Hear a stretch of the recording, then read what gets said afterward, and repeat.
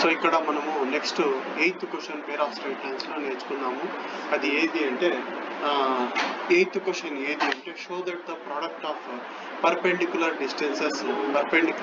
distances from a point alpha comma beta to the pair of lines straight lines ax square plus 2hxy plus by square equal to 0 is mod a alpha square plus 2 alpha beta plus b beta square divided by under root a minus b whole square plus 4h square.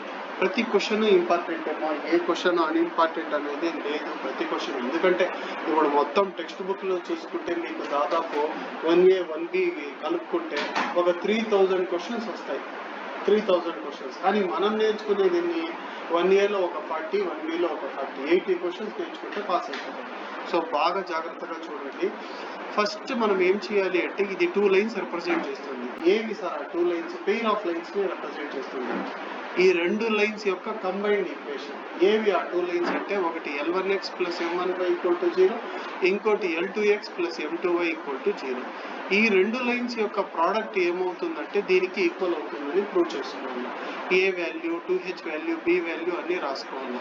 Perpendicular distance find out చేసుకోవాలి. Perpendicular distance find out చేయడానికి formula నేను మొన్న కూడా మీకు చెప్పాను.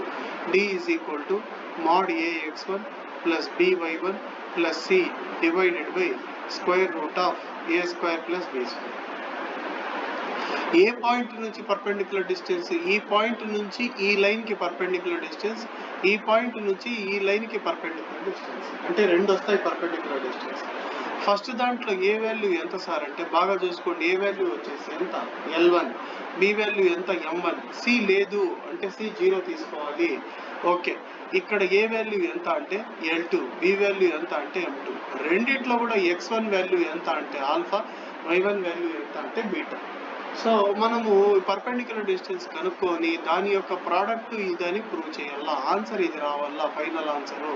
So ఒకసారి నేను మీకు ఇక్కడ చేసి చూపిస్తాను, బాగా అబ్జర్వ్ చేయండి. ఇన్ కేస్ మీకు ఏమైనా డౌట్స్ ఉంటే మళ్ళీ లాస్ట్లో అడగండి. ఓకేనా? So first given line is ax square plus 2hxy plus by square is equal to 0. ఇది ఎన్ని లైన్స్ రిప్రజెంట్ చేస్తుందంటే 2 లైన్స్ ని రిప్రజెంట్ చేస్తుంది.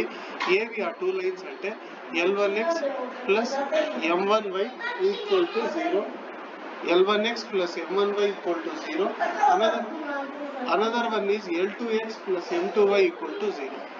L2x plus M2y equal to 0. మరి దీన్ని ఏమనుకోవాలంటే ఈక్వేషన్ నెంబర్ 1 అనుకోవాలి. దీన్ని ఏమనుకోవాలంటే ఈక్వేషన్ నెంబర్ 2 అనుకోవాలి. ఈ రెండింటి ప్రోడక్ట్ ని దీనికి ఈక్వల్ చేసుకోవాలి. ఎలా చేసుకోవాలో చేసి చూపిస్తా చూడండి. ax square plus 2hxy plus by square is identically equal to L1x plus M1y equal to 0 రాసుకోకూడదు.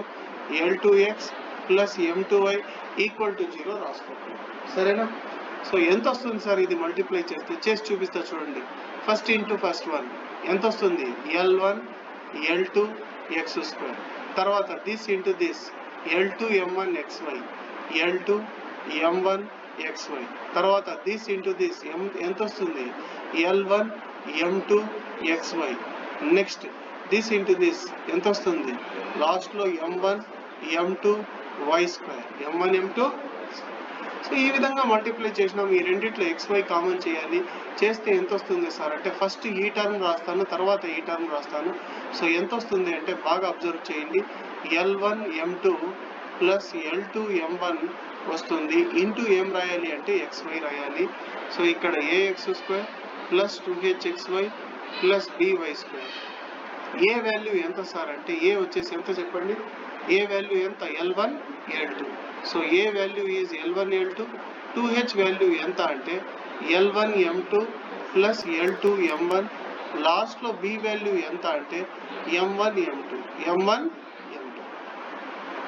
Next perpendicular distance find out చేసుకోవాలి. Perpendicular distance from alpha comma beta to equation 1 is equal to ఎంత? mod ax1 a value ఎంత first equation లో a value ఎంత l1 b value ఎంత m1 x1 అంటే ఎంత alpha కన్నా alpha y1 అంటే ఎంత బీటా కాబట్టి ఎంత రాసుకోవాలి సార్ అంటే l1 alpha plus m1 beta divided by square root of l1 square plus m1 square. Next second line లో కింద ఏం రాయాలి perpendicular distance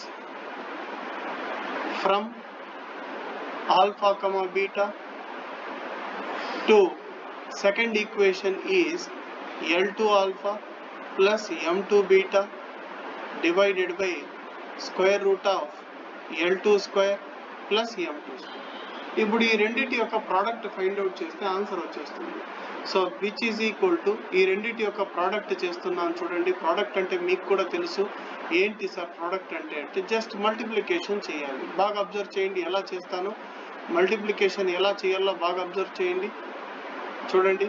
which is equal to రాసుకోండి. ఫస్ట్ వన్ ఎంత l1 alpha plus m1 beta divided by square root of l1 square plus m1 square into l2 alpha plus m2 beta divided by square root of l2 square plus m2 square l2 square plus m2 square. ఇప్పుడు బాగా observe చేస్తే కనుక first ఈ రెండు multiply చేయాలి. చేస్తే ఏమొస్తుందో చూడండి l1 alpha plus m1 beta into l2 alpha plus m2 beta వస్తుంది అవునా. డివైడెడ్ బై కింద ఒకే రూట్ కింద రాసుకోవాలో ఒకే రూట్లో రాసుకోండి l1 square plus m1 square into l2 square plus m2 square. Next చెప్పండి అమ్మా ఎంత వస్తుంది. దిస్ ఇంటూ దిస్ మల్టిప్లై చేస్తే ఎంత l1 l2 alpha square which is equal to l1 l2 alpha square.